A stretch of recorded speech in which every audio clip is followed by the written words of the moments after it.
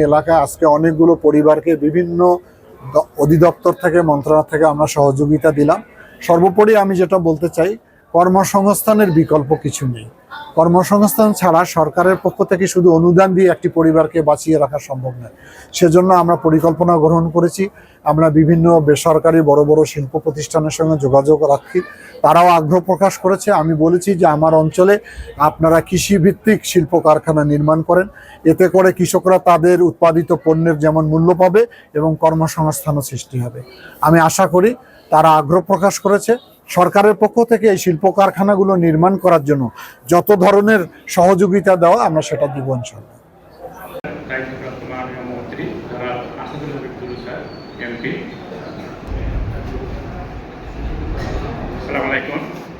সকলের অবগতির জন্য জানাচ্ছি যে আমাদের লালমনিরহাট সদর উপজেলায়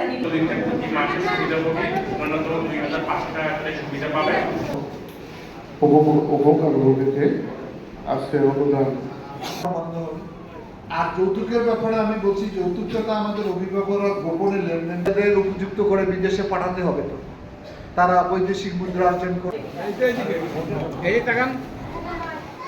এরপর আসবে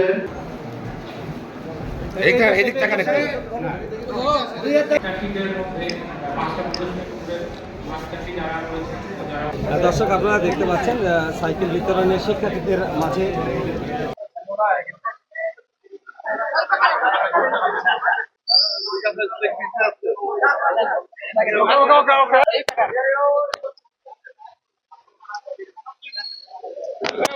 কিছুদিন আগে আমাদের হারাদি, কুলেগা, করবাড়ি